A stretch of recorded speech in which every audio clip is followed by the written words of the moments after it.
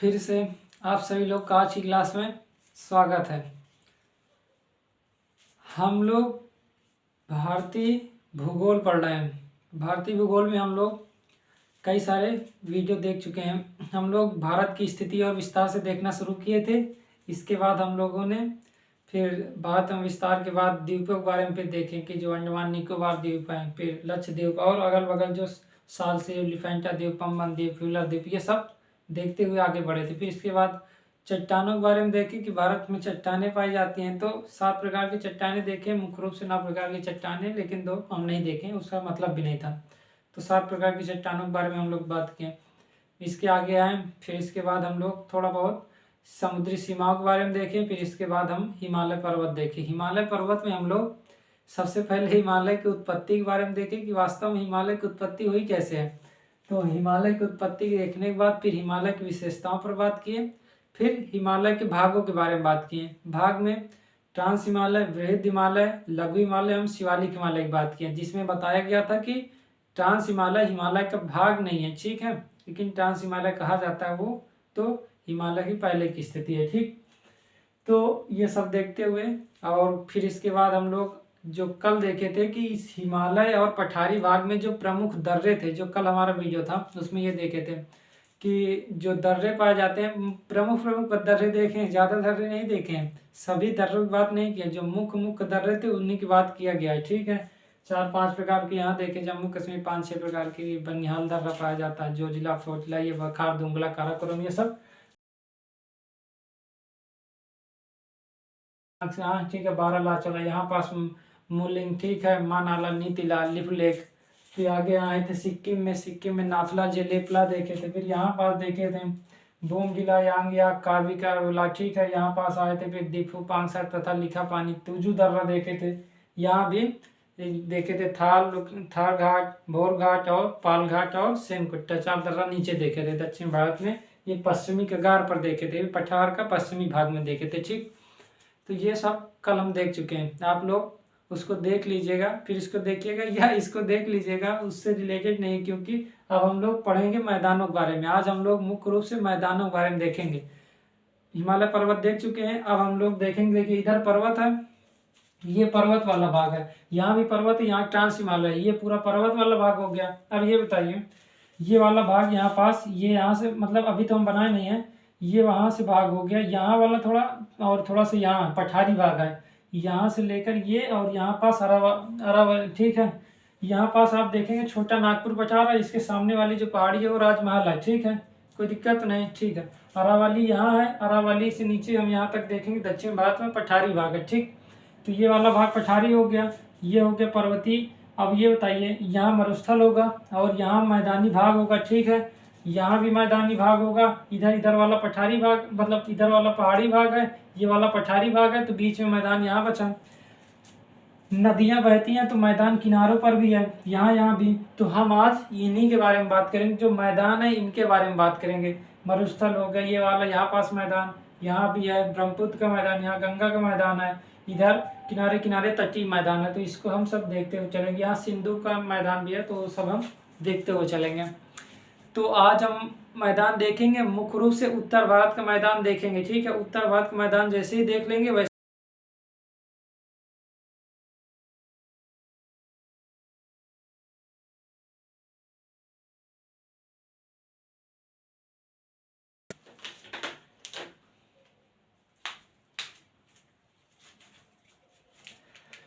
आप लोग, आज हम देखेंगे मैदान, तो भारत के मैदान, ठीक है।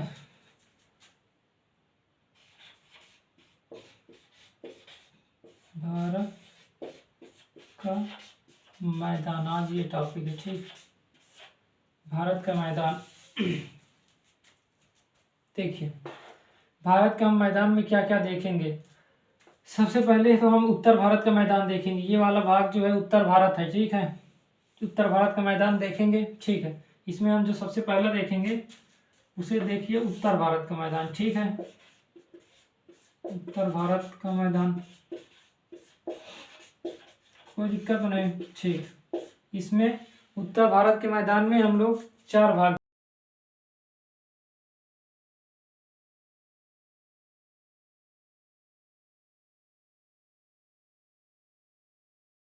ठीक है। मरुस्थल, ठीक है। अब ये बताइए, ये किनारे किनारे ये पठार है, पठार के दोनों तरफ इधर नदियां बह रही हैं, तो इधर भी एक तटीय भाग बन गया है और इधर भी तटीय भाग बन गया है, मतलब तटीय मैदान बन गया, इधर भी तटीय मैदान। तो दोनों तरफ की तटीय मैदान के बारे में देखेंगे, ठीक है। तटीय मैदान, ठीक, कोई दिक्कत तो नहीं है। चलिए अब ये बताइए, कुछ भाग थोड़ा थोड़ा बचे हैं, वो है ब्रह्मपुत्र का मैदान यहाँ पास होगा, यहाँ से में ब्रह्मपुत्र बहती है, ब्रह्मपुत्र पूरे असम से होकर जाती है और यहाँ आती है बांग्लादेश में गिरती है। तो अब ये बताइए, ये जो ब्रह्मपुत्र है, ये ब्रह्मपुत्र भी अपने साथ निक्षेपण लाई होगी, तो यहाँ भी मैदान बनेगा ही, तो उसको भी देखेंगे, लेकिन उसको हम अलग से नहीं देखेंगे। और यहाँ सिंधु नदी है, सिंधु नदी भी लाई है, तो अपना निक्षेपण की ही होगी, तो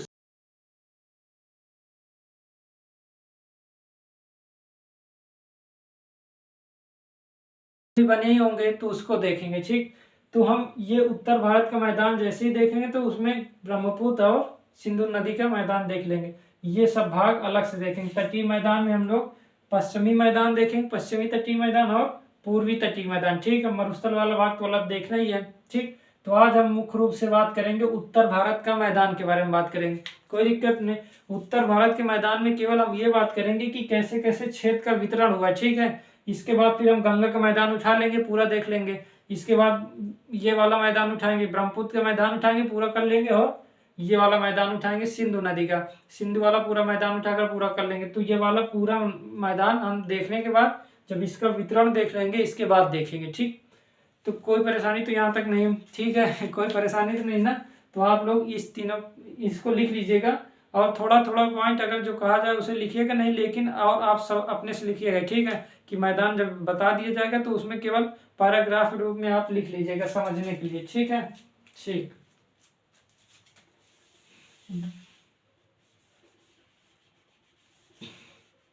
हम लोग ये वाला भाग नहीं देखेंगे ना, इसका रफ कर देते हैं। दक्षिण भारत की जरूरत है नहीं, तो इसको रफ ही कर देते हैं। जिसकी जरूरत ही नहीं है तो उसे क्या करेंगे देख के, ठीक है।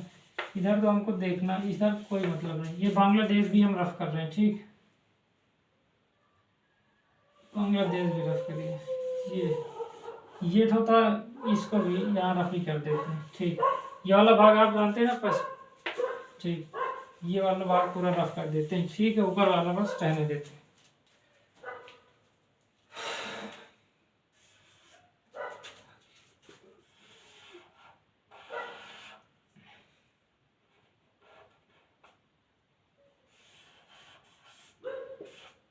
ठीक है,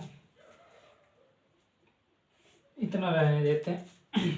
अब देखिए, ये है सबसे ऊपर वाली, ये पूरा हिमालय पर्वत है, ठीक। लगभग 5 लाख वर्ग किलोमीटर के क्षेत्रफल ये फैला हुआ है। ये सबसे ऊपर वाला भाग क्या है, वृहद हिमालय। बीच वाला भाग, ये जो कटी कटी पहाड़ियाँ दिख रही है, ये क्या है, ये हमारा लघु हिमालय है, बीजों बता चुके हैं, ठीक। और ये है शिवालिक हिमालय, ठीक है, ठीक। शिवालिक हिमालय, और यहाँ से नदियाँ काफ़ी बह रही हैं, ठीक है। गंगा नदी, उनकी कई सहायक नदियाँ जितनी भी हैं सब बह रही हैं, मान लीजिए, ठीक है, जो हिमालय से बह रही है। इधर पठारी भाग से की बात नहीं कर रहे हैं, अभी केवल हिमालय की बात कर रहे हैं, ठीक। अब ये बताइए कि नदियाँ जब बहेंगी, ढलान बहुत तेजी से तीव्र है। अब जब नदियाँ बहेंगी तो अपने साथ क्या करेंगी, पर्वतों को काटते हुए चलेंगी, काटते हुए चलेंगी ना, ठीक है। नदियाँ बहुत तेज से चल रही हैं, मतलब यहाँ ढलान है ना, तेज जब हम पानी को ढलान से छोड़ते हैं तो क्या होती है, वो अत्यधिक वेग से साथ कटती है, और अपने साथ जो चट्टान होती है या पर्वत होते हैं, ठीक है, मिट्टी होती है, उसको काटते हुए चलती हैं, ठीक है, गाद बालू लेकर चलती हैं। तो यहाँ से नदियाँ टूटी, यहाँ से निकली मतलब, और अपने साथ मिट्टी, गाद बालू, बड़े बड़े पत्थर को काट कर क्या करती है, निकल रहे, मतलब इनका वेग काफ़ी ज़्यादा है। इसलिए ये बड़े बड़े पत्थर का मतलब मान सकते हैं कि बहुत बड़े बड़े, मतलब अगर एक रूम कहा जाए तो एक रूम के बराबर पत्थर लेके चलती है, उससे भी बड़े बड़े पत्थर, ठीक है। नदियाँ इतनी तीव्र गति से गति करती हैं, कहाँ, पर्वतों पर, ठीक। अब ये बताइए, जब ये लाएंगी नदियाँ, और तो नीचे वाले भाग में जैसे ही समतल भाग में आएंगी, ढलान भाग में थी तो बहुत तेज तीव्र गति से आई, और जैसे ही ढलान कम हुआ, इनका वेग क्या हो गया, कम हो गया। और जैसे ही नीचे आई समतल भाग में, इनका वेग एकदम कम हो गया। जब कम हो गया तब क्या हुई, ये अपने साथ जो भी निक्षेपण लाई हुई होंगी, मतलब जो अपने साथ मटेरियल लेकर चल रही होंगी, गाद बालू मिट्टी और बड़े बड़े पत्थर शिलाखंड जो लेकर चल रही होंगी, उन सबका निक्षेपण करेंगी। निक्षेपण का मतलब छोड़ेंगी, ठीक है, अपने साथ ले नहीं जा पाएंगी, क्योंकि अब उनके अंदर उतनी ऊर्जा बची ही नहीं कि वो अपने साथ उसको ढो सकें, क्योंकि उनकी गति कम हो गई। जब गति कम हो गई इसका मतलब ऊर्जा कम हो गई, ठीक। जब उनके अंदर अब ऊर्जा ही नहीं बची और तो क्या होगा, जब ऊर्जा नहीं बचेगी तो वो अपने साथ लाए हुए पदार्थों का निक्षेपण कर देंगे, ठीक। तो अब जब निक्षेपण करेंगे तो इन्हीं निक्षेपण से क्या होता है, मैदान का निर्माण हो जाता है, ठीक। इतनी बात समझ में आई तो ठीक, नहीं तो फिर इसके बाद पीछे कर लीजिएगा आप लोग, वीडियो क्या करिएगा, पीछे करिएगा, ठीक है। चलिए, तो उत्तर भारत के मैदान को हम लोग 3 भागों, मतलब पूरे मैदान को हम जो पर्वत के नीचे जो मैदान है उसको हम 3 भागों में बांटते हैं, ठीक है। उत्तर भारत का मैदानी भाग में हम देखेंगे, ठीक है। इसमें जो हम पहला भाग क्या देखेंगे, इसको 3 भागों में डिवाइड किया गया। कितने भागों में, 3 भागों में। सबसे पहला क्या हो गया, भाबर, क्या हो गया, भाबर क्षेत्र, ठीक। दूसरा क्या हो गया, तराई क्षेत्र, तराई क्षेत्र। और जो तीसरा, इसको आप लिखिएगा, उत्तर भारत के मैदान को मुख्य रूप से 3 भागों में विभाजित किया गया है, भाबर क्षेत्र, तराई क्षेत्र और एक है जलोढ़ क्षेत्र, ठीक है, जलोढ़, ठीक है, जलोढ़ क्षेत्र। जलोढ़ क्षेत्र को 2 भागों में विभाजित किया गया है, एक कहलाता है हमारा बांगर क्षेत्र, ठीक, बांगर क्षेत्र। दूसरा हमारा है खादर क्षेत्र, क्या है, खादर क्षेत्र। कोई परेशानी तो नहीं आता, ठीक। उत्तर भारत के मैदान को मुख्य रूप से 3 भागों में विभाजित किया गया है, भाबर क्षेत्र, तराई क्षेत्र और जलोढ़ क्षेत्र। जलोढ़ मैदान को ही बांगर क्षेत्र और खादर क्षेत्र में विभाजित कर दिया गया, ठीक है। बांगर क्षेत्र को भी 2 भागों में विभाजित किया गया है, रे और भूण, ठीक है। अभी हम इसको देखते हैं, तो कोई दिक्कत तो नहीं है, इतना लिख लेंगे, ठीक। अब हम एक एक करके देख लें कि भाबर क्षेत्र क्या है, तराई क्षेत्र क्या है और जलोढ़ क्षेत्र क्या है। कोई परेशानी तो नहीं है, ठीक। तो पहला क्षेत्र लिखे हम, उत्तर भारत के मैदान में सबसे पहला क्षेत्र जो है वो है भाबर क्षेत्र। कोई दिक्कत तो नहीं, ठीक है, इतना लिख लीजिएगा, फिर भाबर क्षेत्र हेडिंग डालिए, ठीक। चलिए, रफ करें ना, ओके, ठीक। सबसे पहला हेडिंग अब यहाँ पर डालेंगे आप, भाबर क्षेत्र, भाबर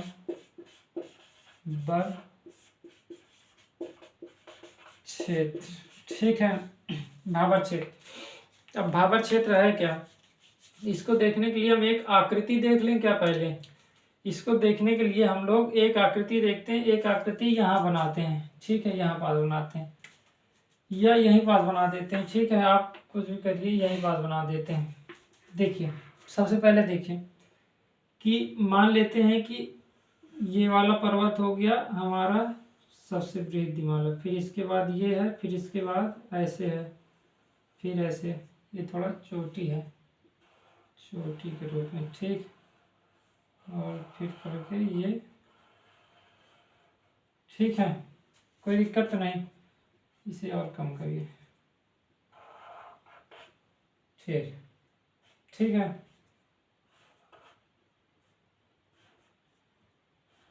ठीक। अब आप ये देखिएगा, ये 3 पर्वत हैं, पर्वत का मतलब हिमालय की ही श्रेणियां हैं। ये वाली श्रेणी ऊंची है सबसे, तो ये कौन सी श्रेणी कहलाएगी, ये वाली श्रेणी ऊपर वाली वृहद हिमालय। ये कौन सी हिमालय है, ये वाला जो ऊंचा पर्वत है ये वृहद हिमालय, क्योंकि सबसे ऊंचा पर्वत क्या है, ये वृहद हिमालय है ना। इन तीनों श्रेणियों में सबसे ऊंचा जो श्रेणी है वो है वृहद हिमालय। इसके बाद दूसरी श्रेणी है लघु हिमालय, तो ये बीच वाली श्रेणी की बात हो रही, ठीक है। पर्वत इसी रूप में, इसमें इसका समझ में नहीं आ रहा, लेकिन है तो इसी रूप में ना, ऐसे, फिर ऐसे, फिर ऐसे, फिर ऐसे, ठीक। इसके बाद ये वाली श्रेणी फिर इससे कम है, तो ये हो गई शिवालिक, जो ये लास्ट वाला आप देख रहे हैं ये है शिवालिक, क्या है, शिवालिक, ठीक है। तो ये तीनों श्रेणी बन गई, ठीक है। अब यहाँ पास हम आगे देखते हैं मान लेते हैं ये वाला क्षेत्र है, यहाँ नदियाँ आई और यहाँ पास क्या करी, बड़े बड़े पत्थरों को एकत्रित कर दी। ठीक है, ये मान लेते हैं पत्थर एकत्रित कर दी। ठीक, कोई दिक्कत नहीं। ठीक, जैसे ही हम आगे बढ़े तो ये वाला भाग पूरा दलदल के रूप में हो गया। ठीक है, ये भाग क्या हो गया, पूरा दलदल हो गया। और जब ऐसे ही आगे बढ़ेंगे तो ये वाला भाग हमारा खादर वाला होगा। ठीक है, बांगर होगा। और जैसे हम थोड़ा सा घाटी वाले क्षेत्र में कूदेंगे, ठीक है, और ये वाला क्षेत्र, और फिर ये ऐसे जाएंगे, फिर ऐसे, फिर ये मान लीजिए ये है, फिर ये करके ये। ठीक है, तो ये वाला क्षेत्र ऐसे हो गया। इसको हम रफ करते हैं, इसका कोई मतलब है नहीं। तो ये वाला क्षेत्र हो गया। अब आप देखिए, इसमें सब समझ में आ जाएगा। जितने क्षेत्र अभी बताए गए ना, भाबर क्षेत्र, तराई क्षेत्र, जो हमारा क्या है, बांगर क्षेत्र और खादर क्षेत्र, 4 क्षेत्र बताए गए। मतलब जलोढ़ वाले ही क्षेत्र की बात हो रही है। ठीक, तो अब ये बताइए, ध्यान से सुनिएगा, यहाँ पर से सुनिएगा, पूरा सुनना ही है। ये मैदानी भाग पूरा सुनना ही है। ठीक है, थोड़ा थोड़ा लिखना है नहीं, लेकिन पूरा सुनना है। आप अपने समझने के लिए जिस तरह इच्छा चाहे उस तरह लिख लीजिएगा। समझ तो जाएंगे ही तो लिख लेंगे।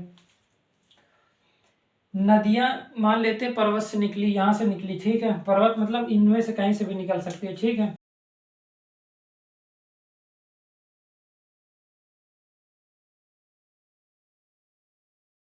होगा तो यहाँ से नदियां बहुत तीव्र गति से ऐसे निकली और तेजी तक आई। अब यहाँ समतल भाग है, यहाँ कितनी तेज जाएंगी, यहाँ थोड़ा इनकी गति तो धीमी होगी। अब ये बताइए, जब यहाँ तेजी से नीचे आ रही होंगी तो उनका वेग बहुत ज्यादा है, युवा अवस्था में ऊर्जा बहुत ज्यादा है उनके पास, तो वो बड़े बड़े शिलाखंडों को भी तोड़ के ले रहे हैं। जो मिट्टी गाद बालू है इसको तो लेके ही चल रहे हैं, छोटे छोटे से बड़े बड़े पत्थरों को भी काट रहे हैं। ठीक है, पत्थर को काट के अपने साथ बाहर ले जा रहे हैं, फिर पत्थर को काट के अपने साथ बाहर ले जा रहे हैं। ठीक, इस कारण क्या हुआ, यहाँ से नदियां बही और पत्थर को काट कर क्या हुई, जब जैसे नीचे पहुंची, नीचे तक ला गई हैं, लेकिन इनकी गति हो गई धीम।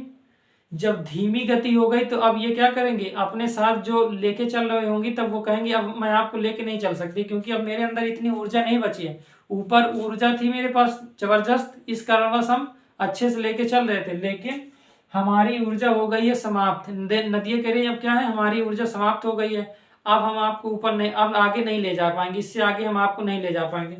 तो जो जिस पदार्थ को नदियां अपने साथ नहीं ले जा पाएंगी, ठीक है, इसका मतलब उनकी ऊर्जा कम हो गई। क्यों कम हुई ऊर्जा, क्योंकि उनकी गति कम हो गई। ठीक, अब गति कम हो गई और अपने साथ जो बड़े बड़े शिलाखंड लेके आए थे वो क्या कर दी, वो इस जो ये पर्वत है इसके नीचे वाले स्तर पर या गिरिपात पर क्या हुए, पत्थरों को क्या कर ली, निक्षेपण कर दी। ठीक है, निक्षेपण कर दी। जब यही निक्षेपण जब बहुत ज्यादा हो गया तो इसे क्या कहा गया, भाबर क्षेत्र। यही पत्थरों के बड़े बड़े शिलाखंड को क्या कहा गया, भाबर क्षेत्र। यहाँ तक कोई दिक्कत तो नहीं है, कोई परेशानी नहीं ना, एकदम मस्त ना, देख लीजिएगा। ठीक है, अगर नहीं समझ में आए तो पीछे देखिएगा। अब ये बताइए, यहाँ नदियों की गति धीमी हुई तो क्या हुई, पत्थर जितने भी पत्थर लाई थी अपने साथ, पत्थर लाई थी, मान लेते हैं ऐसे ऐसे पत्थर, बहुत ढेर सारे पत्थर ला के ऐसे ऐसे बहुत ढेर सारे एकत्रित कर दी। अब ये बताइए, जब ये पत्थर बहुत ढेर सारे ऐसे एकत्रित हो गए, बहुत ढेर सारे, ठीक, मतलब ये 1-2 किलोमीटर की नहीं, 10-10 किलोमीटर की बात है, 10-10 किलोमीटर में इस तरह फैला हुआ। अब ये बताइए कि अब नदियां यहाँ लाई, पत्थरों को कर दी, लेकिन नदियां तो यहाँ से बह ही रही हैं। ठीक है, नदियां बही और क्या हुई, नदी यहाँ से आई, मान लेते यहाँ से इतने बड़े शिलाखंड को लाई, पूरे में कर दी, तो नदियां क्या हुई, कुछ पानी इस जगह से निकल गया, कुछ पानी यहाँ से निकल कर यहाँ से निकल रहा है, इस तरह करके यहाँ से कुछ पानी यहाँ से निकल कर ऐसे निकल रहा है। ठीक है, कुछ पानी वो ऐसे जाकर फिर यहाँ खाली जगह पाई ऐसे निकल रहा है, कुछ पानी ऐसे जाकर ऐसे निकल रहा है। इसका मतलब क्या हुआ कि ये नदी कई भागों में डिवाइड हो गई। ठीक है, क्योंकि जहां जगह उसको मिली वहां से वो निकलती गई। ठीक है, जिस कारणवश इसकी इस नदी, मुख्य नदी की कई धारा बन गई, बन जाएंगी या नहीं बन जाएंगी। ठीक है, क्योंकि आगे निकलने की जगह नहीं है, तो जहां से निकलने की जगह होगी वहां से निकल जाएंगी नदियां, जहां से निकलने की जगह होगी वहां से निकल गई। इस कारणवश क्या हुआ, नदियां यहाँ से विभिन्न स्थानों से निकली और क्या हुई, आगे वाले क्षेत्र में हर जगह क्या कर दी, ये वाले क्षेत्र पर दलदली भाग का निर्माण हो गया नहीं, क्योंकि नदियां हर जगह से निकल रही, हर जगह से निकल रही, तो दलदली वाला भाग बन गया। दलदली वाला क्यों, क्योंकि ये अपने साथ जो महीन कण लाई होंगी उनको यहाँ से तो बहाकर लाई होंगी और यहाँ पास निक्षेपित करेंगे, ठीक है, क्योंकि बड़े बड़े तो ऊपर कर दें। अब जो महीन कण होगा, मतलब मान लीजिए नदी की ऊर्जा कम हो गई तो बड़े बड़े पत्थरों को छोड़ दी तो ये भाग बन गया, लेकिन नदी की ऊर्जा कुछ ना कुछ तो है ही है, ठीक है, ढलान तो है, ढलान से मान लो उनको ऊर्जा मिल रही है। अब क्या हुई, नदियां ऐसे ऐसे आई और जो छोटे छोटे गाद बालू मिट्टी है उनको लाकर यहाँ पास निक्षेपण कर दी, तो ये वाला भाग ही क्या कहलाया, तराई वाला क्षेत्र। क्या कहलाया, तराई। तो यही वाला भाग जो यहाँ पास ये हो गया भाबर क्षेत्र, क्या हो गया, भाबर। और ये वाला कौन सा हुआ, तराई। कोई दिक्कत तो नहीं है, यहाँ तक एकदम परेशानी नहीं होनी चाहिए, ठीक है। और ये वाला कौन सा भाग है, ये पूरा है जलोढ़ वाला भाग। कौन सा भाग है, ये पूरा जलोढ़ वाला भाग है, ठीक है। लेकिन जलोढ़ को दो भागों में बांटा गया, एक हो गया बांगर, दूसरा हो गया खादर। तो ये वाला भाग जो ऊपर वाला भाग होता है उसे कहते हैं बांगर। अब बांगर अभी क्या होते हैं, ये पुराने जलोढ़ होते हैं। ये क्या होते हैं, ये है पुराने जलोढ़। लेकिन जो नदी घाटियों में, ये हल्का ढलान देख रहे हैं ना, इधर भी हल्का ढलान देख रहे हैं, तो ये है नदी घाटी। इस नदी, यहाँ से मान लेते ये नदी घाटी है, क्या है, नदी घाटी, ठीक। नदियां यहाँ से बह रही हैं, लेकिन जब बाढ़ आता है तो नदी यहाँ तक भी आ जाती हैं। नदियां इस रास्ते से बह रही हैं, लेकिन जब बाढ़ आता है तो यहाँ तक आ जाती हैं, जिस कारण से क्या होता है, ये नया नवीन होता रहता है, इसलिए इसे क्या कहते हैं, खादर कहते हैं। क्या कहते हैं, खादर। तो बांगर भूमि और खादर भूमि, ठीक है। तो आपको कुछ नहीं करना, ये भाबर वाले क्षेत्र को देखना है, ठीक है। फिर इसके बाद तराई वाला क्षेत्र देखेंगे, फिर बांगर और खादर देखेंगे। कोई परेशानी तो नहीं, इसको रफ करें, ठीक। ये चित्र आपको बनाना हो तो बना लीजिए, ठीक है, एकदम बाकायदे से लिखिएगा, ठीक है। तो भाबर क्षेत्र समझ में आया, ठीक है। अब ये बताइए, ये वाला क्षेत्र हर जगह बन रहा होगा, क्योंकि नदियां यहाँ से भी निकल रही होंगी, यहाँ से भी निकल रही होंगी, यहाँ से यहाँ से हर जगह से निकल रही होंगी। तो ये भाबर का क्षेत्र हर जगह बनेगा या नहीं बनेगा, बनेगा। आप सहमत है ना, ठीक है। तो ये भाबर का क्षेत्र पूरे क्या हो गया, आप लिखिए भाबर का क्षेत्र।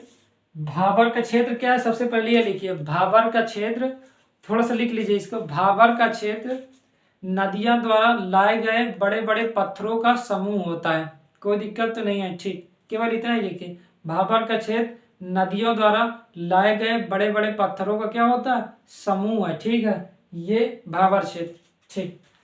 और ये किसके समांतर होता है, ये पर्वत के समानांतर होता है, ठीक है। क्योंकि पर्वत के समानांतर ये चलता जाएगा, ठीक है, क्योंकि नदियां यहाँ से निकल रही, यहाँ से निकल रही, यहाँ से निकल रही, यहाँ से, तो हर जगह काटते हुए लाएंगे तो बड़े बड़े पत्थरों का निक्षेपण तो करेंगे, ठीक है। इनकी अगर कहा जाए उत्तर से दक्षिण, उत्तर से दक्षिण, उत्तर का मतलब इधर, और ये हो गया दक्षिण, तो नीचे ये वाला क्षेत्र यहाँ से यहाँ तक, उत्तर से दक्षिण की तरफ अगर इनकी बात करें तो इनकी जो चौड़ाई है उत्तर से दक्षिण की ओर, इनकी चौड़ाई कितनी होती है, औसत मान के चलने, हम चौड़ाई देख लेते हैं। चौड़ाई कह सकते हैं 8 किलोमीटर से लेकर 10 किलोमीटर तक होती है, ठीक है। इनकी चौड़ाई कितनी होती है, 8 किलोमीटर से 10 किलोमीटर। उत्तर से दक्षिण की ओर इनकी चौड़ाई 8 किलोमीटर से 10 किलोमीटर तक होती है, ठीक है। ये 1-2 किलोमीटर में नहीं फैला है, ठीक है। ये जो पत्थर है ये 8 से 10 किलोमीटर के क्षेत्र में फैले हैं, काफी क्षेत्र, बड़ा क्षेत्र है, ठीक है। कोई दिक्कत नहीं, ठीक है। तो अब आप समझ गए भाबर क्षेत्र, समझ में है या नहीं, ठीक है। भाबर क्षेत्र क्या है, नदियों द्वारा लाए गए बड़े बड़े पत्थरों का क्षेत्र है, ठीक है, जो क्या होता है, पर्वतों के गिरिपात पर निक्षेपित कर दिया जाता है, ठीक है। यहाँ नदियां कई भागों में विभाजित हो जाती हैं, ये एक पॉइंट हो गया। इनकी उत्तर से दक्षिण की ओर इनकी चौड़ाई 8 किलोमीटर से 10 किलोमीटर तक होती है। अब ये बताइए, अब बड़े बड़े पत्थर हैं, बड़े बड़े पत्थरों में कृषि हो सकता है क्या, जो पत्थरों पर तो कृषि होगा नहीं, तो ये क्या होगा, कृषि के लिए अनुप्रयुक्त है, ठीक है, मतलब उपयोग करने लायक नहीं। इतना लिख लीजिए कि कृषि के लिए क्या है, उपयोग करने लायक नहीं है, ठीक है, कृषि के लिए अनुप्रयुक्त है। कोई दिक्कत तो नहीं, ठीक। तो भाबर क्षेत्र एकदम समझ में आ गया ना, ठीक। चलें बांगर तराई क्षेत्र में चलें, बांगर तो बाद में देखेंगे, तराई क्षेत्र देख लें, ठीक। तो रफ करें इसको, ठीक है, लिख लेंगे ना, ठीक, ठीक है। लिख लीजिएगा अपने से, अपनी इच्छा के अनुसार। थोड़ा कुछ कुछ पॉइंट जो लिखा, जैसे 10 से 12 किलोमीटर की चौड़ाई तक है, इसको लिख लीजिएगा, ठीक। और क्या होता है, कृषि के लिए अनुप्रयुक्त है, इसके लिए लिख लीजिएगा। ये क्या होता है तो एकदम छोटे से पॉइंट में लिख लीजिए कि ये नदियों द्वारा लाए गए बड़े पत्थरों का समूह है, ठीक। इसके बाद ये किसके समानांतर होता है तो ये पर्वत के समानांतर होता है। अब आइए तराई क्षेत्र, ठीक। तराई क्षेत्र, तराई क्षेत्र क्या है बता दिया गया, लेकिन फिर से सुनिए, ठीक है, कि नदियां यहाँ से निकली, ठीक है, नदियां यहाँ से निकली तो यहाँ पास लाकर बड़े बड़े पत्थरों का निक्षेपण तो कर दी, लेकिन क्या हुआ कि ये पत्थर है, मान लेते हैं ये है, ये है, ये है, ये और ये है, मान लेते हैं ये है और ये है, ये है, मान लेते हैं ये बड़े बड़े पत्थर है, ठीक है। नदियां लाई अपने साथ और निक्षेपण कर दी। एक नदी आई ऐसे और अपने साथ निक्षेपण की, और तो नदी को रास्ता मिला, यहाँ से निकल यहाँ निकली, नदी यहाँ से लेकर यहाँ भी निकल रही, नदी यहाँ से भी निकल रही, नदी यहाँ से भी निकल रही, ठीक है। नदी को आगे मौका मिला यहाँ से। अब ये बताइए, हर जगह से एक नदी की कई धारा बट गई हैं, इस धारा पर क्या होगा, जो छोटे छोटे महीन महीन कण होंगे तो यहाँ लाकर निक्षेपित किए जाएंगे, जो छोटे होंगे, जो इनसे छोटे होंगे, काफी छोटे होंगे, उनको यहाँ पास निक्षेपित किया जाएगा या नहीं किया जाएगा, ठीक है। तो मतलब ये क्या हो जाएगा, एक प्रकार से दलदली वाला क्षेत्र हो जाएगा, होगा या नहीं होगा, हो जाएगा, ठीक। तो इस दलदली वाले क्षेत्र को ये क्या कहते हैं, यही हमारा तराई क्षेत्र कहलाता है, ठीक है। तराई क्षेत्र यही है, तो समझ में आ रहा है कुछ। तो तराई क्षेत्र क्या है, तराई क्षेत्र हमेशा भाबर के, जो इसके पहले वाला ये है ना, भाबर के हमेशा नीचे होता है तराई वाला क्षेत्र, ठीक है। ये तराई वाले क्षेत्र में क्या होता है, नदियां बहुत ज्यादा वितरित होकर आती हैं और जिस कारणवश अपने साथ गाद मिट्टी बालू लाती हैं और उसको निक्षेपण करती हैं, भाबर के नीचे निक्षेपण करती हैं, जिस कारणवश ये वाला भाग क्या हो जाता है, एक दलदली प्रकार का क्षेत्र बन जाता है, ठीक है। अब ये बताइए, इस क्षेत्र में लगातार छोटी छोटी मिट्टी बालू गाद लेकर आई, तो अब यहाँ कृषि तो हो सकती है ना, ठीक है। तो यहाँ पास लगभग गेहूं चावल जो भी गन्ना, ठीक है, और ज्वार बाजरा यहाँ पास होता रहता है, ठीक। तो कोई दिक्कत तो नहीं है। तराई वाला क्षेत्र मालूम चला गया। इनकी अगर चौड़ाई देखें उत्तर से दक्षिण की तरफ ही, ठीक है, भाबर के बाद इनकी चौड़ाई है लगभग 12 किलोमीटर से लेकर 20 किलोमीटर, ठीक है, 20 किलोमीटर तक है, ठीक। 12 से 20 क्यों कह रहे हैं, क्योंकि आप ये बताइए, जहाँ पास मैदानी भाग ज्यादा होगा वहां पास चौड़ाई ज्यादा है, जहाँ पास इसका कम होगा तो उसकी चौड़ाई कम होती चली जाएगी, और इस कारण से 12 किलोमीटर से 20 किलोमीटर तक इसकी उत्तर से लेकर दक्षिण की तरफ, उत्तर से, उत्तर का मतलब ऊपर वाला भाग, नीचे वाला दक्षिण, तो उत्तर से दक्षिण की तरफ इसके क्या हो गया, जो चौड़ाई है वो कितनी है, 12 किलोमीटर से 20 किलोमीटर तक है। तो तराई क्षेत्र समझ में आया, कृषि के लिए उपयुक्त होगा या नहीं होगा, ठीक है। लेकिन यहाँ पास बीमारियां भी बहुत होंगी, जब तराई क्षेत्र है, लगातार पानी उपस्थित है, आप देखेंगे बरसात के बाद तुरंत बीमारियां शुरू हो जाती हैं, ठीक है, कोई सी मलेरिया हो रहा है, किसी डेंगू हो रहा है, कारण क्या है, मच्छर बहुत ज्यादा हो जाते हैं। तो यहाँ पास मतलब जीवन की दृष्टि रहने लायक नहीं है, लेकिन कृषि के लिए ठीक है, लेकिन यहाँ पास रहने लायक नहीं है, क्यों, क्योंकि अब यार मच्छर डेंगू मलेरिया होने लगेगा तो कौन रहेगा, ठीक। रफ कर देना इसको। तो तराई क्षेत्र समझ में आया या नहीं, ठीक है। कृषि के लिए उपयुक्त होगा, रहने के लिए उपयुक्त नहीं होगा। एक 12 किलोमीटर से 20 किलोमीटर तक ऊपर से नीचे तक, ऊपर का मतलब उत्तर से दक्षिण तक विस्तृत है, ठीक है। ये भाबर के दक्षिण में स्थित है, भाबर का क्षेत्र है, भाबर के दक्षिण में स्थित है। इतना समझ में आ गया तो बहुत सही है, ठीक है। इतना समझना, इसमें समझना क्या है, इसमें ये समझने लायक क्या है, ये तो समझने लायक है ही नहीं, ठीक। चलिए अब हमारा देखते हैं जलोढ़, जलोढ़ मैदान, जलोढ़, जलोढ़ में एक मैदान है बांगर, एक मैदान है खादर। तो बांगर देखें पहले, समझ में आ रहा है, बांगर, बांगर, बांगर मैदान, बांगर मैदान है क्या, ये पुराने जलोढ़ है, सबसे पहला पॉइंट। अब ये जलोढ़ है क्या, सबसे पहले ये देखते हैं फिर आगे बात करते हैं। ये है पुराने जलोढ़, पुराने जलोढ़, ये पॉइंट आप लिख लीजिए, फिर आगे हम बात करते हैं, ठीक है। बांगर मैदान में पुराने जलोढ़ लिख लिए, ठीक। ये जलोढ़ है क्या, ये जलोढ़ सबसे उपजाऊ मिट्टी है, ठीक है। ये जलोढ़ जो क्षेत्र होता है ये सबसे उपजाऊ क्षेत्र होता है, ठीक है। इसमें क्या होता है, मिट्टी बहुत महीन होगी, ठीक है, उपजाऊ होगी, और इसमें गाद बालू मिट्टी बहुत ही महीन होंगे, ठीक है। जो बहुत जब महीन होंगे तो महीन, आप जब जो लोग खेती करते होंगे वो सब जानते होंगे कि जहाँ मिट्टी महीन होती है वहाँ खेती जबरदस्त होती है। क्यों? क्योंकि पानी ज़्यादा सोखता है, ठीक है, नमी हमेशा बनी रहती है, तो इस दृष्टि से हमेशा महत्वपूर्ण होता है, ठीक। तो जलोढ़ क्षेत्र हमेशा तराई के बाद आएगा, कोई दिक्कत नहीं, ठीक है। अब क्या होता है, अब आप देखिए नदियां बही, फिर से आप नदियां बहाइए, नदियां मान लेते हैं कि नदियां बह रही हैं, कहाँ बहे, मान लेते हैं नदियां यहाँ से बह रही हैं, यहाँ से आई नदी, ये मान लेते हैं ये नदी है, ये वाला क्षेत्र बन गया जलोढ़, ये वाला क्षेत्र हो गया तराई। अब इसके आगे जो महीन कण को निक्षेपित कर रही हैं, ठीक है, नदियां, ठीक। ये वाला क्षेत्र बहुत समझ में आएगा कि नदियां इन पूरे क्षेत्र में बह रही थी, ठीक है, यहाँ वाले भी क्षेत्र में, यहाँ वाले भी क्षेत्र में, यहाँ वाले भी क्षेत्र में, पूरे में नदियां पहले बह रही थी, लेकिन किसी कारणवश यहाँ नदियां बहना बंद कर दी, या नदियों का जो पानी था कम हो गया, जिस कारणवश नदियां का पानी इस क्षेत्र में नहीं पहुंच पाया, ठीक है, वर्षों तक नहीं पहुंचा, ठीक। आप इसको समझ लीजिएगा, मान लेते हैं कि इसको हम पूरा रफ कर दें, ये वाला क्षेत्र तो समझ में आ गया, केवल इतना देखें, ठीक, ठीक है, ऐसे ही देख लीजिए। अच्छा देखिए, रफ ही कर देते हैं, ठीक, इसको रफ करते हैं, ये वाला क्षेत्र रफ करते हैं और इसको थोड़ा बड़ा बनाते हैं, ठीक, तो आपको अच्छे से समझ में आए।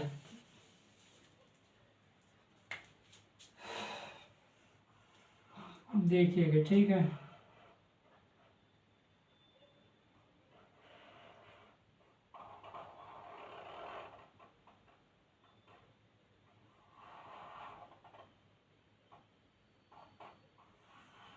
ठीक है, इतना आप समझिए, ठीक, थोड़ा बड़ा लगने लगा ना, ठीक। अब देखिए, ठीक है,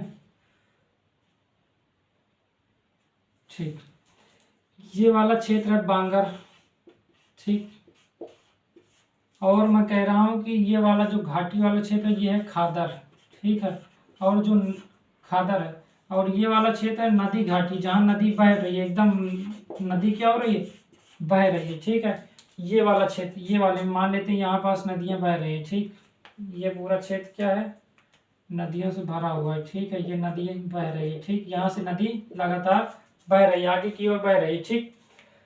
देखिए बांगर क्षेत्र कैसे बना, मान लेते हैं नदियों को पानी बहुत ऊपर तक था पहले, ठीक है, नदियों का पानी यहाँ तक था, ठीक है, पूरे में भरा हुआ था, ये यहाँ तक, मान लेते हैं ये पूरे में नदियाँ बहती थी, ठीक है। नदी में पानी बहुत ज़्यादा है, या कई सारी नदियाँ हैं, ठीक है, इनकी सहायक नदी मान लेते हैं, नदियाँ का पानी यहाँ पास बहुत है, तब क्या हो रहा है, नदियाँ यहाँ बह रही हैं, तो अपने साथ इस यहाँ निक्षेपण करती जाएंगी लगातार, यहाँ निक्षेपण करेंगी, यहाँ निक्षेपण करेंगी, हर जगह निक्षेपण करती जाएंगी, ठीक है, और बाढ़ का पानी और दूर तक जाएगा तो और आगे भी इसका निक्षेपण करती रहेंगी, ठीक।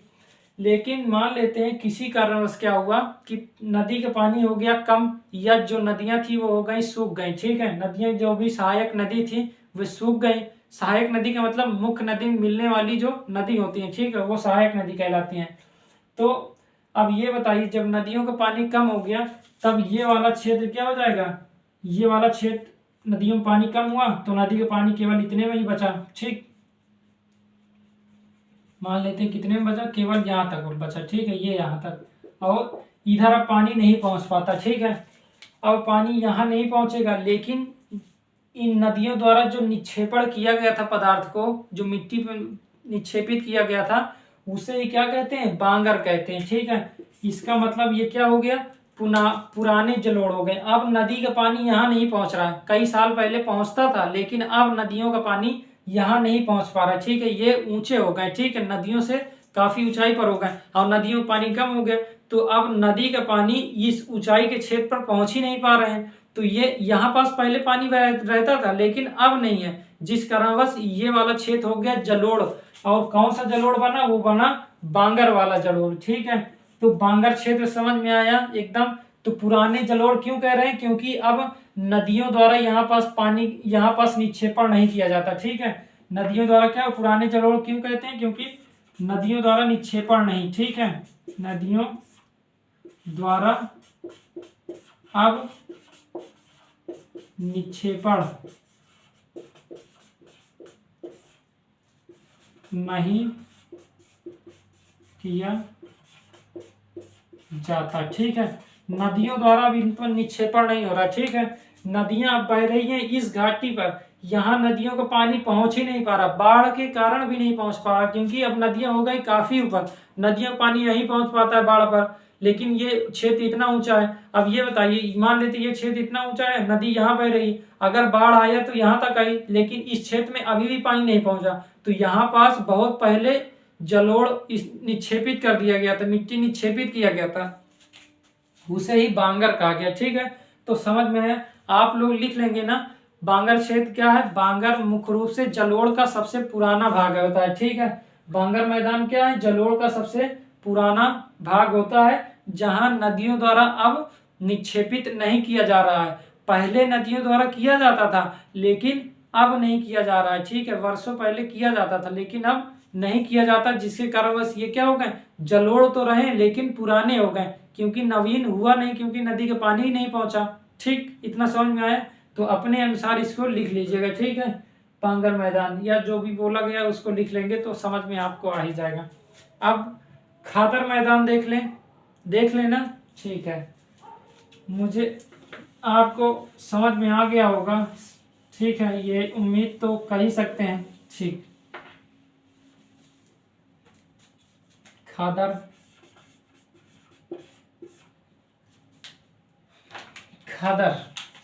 ठीक है, खादर है क्या,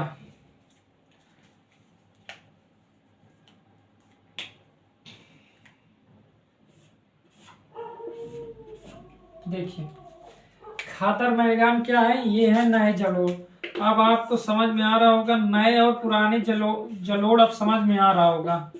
मैं उम्मीद तो कर ही सकता हूँ कि अब आपको जलोढ़ या पुराने जलोढ़ और नए जलोढ़ का मतलब समझ में आ रहा है। ठीक, अब आप ये बताइए, नदियों का पानी धीरे धीरे और कम हो गया, तो नदियों का पानी अब यहाँ तक भी नहीं है। अब नदियों का पानी केवल और केवल निचली घाटी पर है। कहाँ है, इस निचली घाटी पर, केवल यहाँ तक है। ठीक है, इसके ऊपर अभी नहीं जा रहा, यहाँ तक है। ठीक है, ये तो ये यहाँ ये, इसके बाद इससे ऊपर नहीं जा पा रहे, इससे ऊपर नहीं जा पा रही। ठीक है, नदियों का पानी केवल यहीं तक है। ठीक, कोई दिक्कत नहीं है। ठीक, नदियों का पानी केवल यहीं पर था, लेकिन हर वर्ष क्या होता है, नदी में जब बारिश होती है तब क्या हो जाता है, नदियों का पानी में मतलब जितना है नदियों का आयतन, जितना नदियों का पानी में जितना भी आयतन, उसका आयतन हो जाता है, बढ़ जाता है।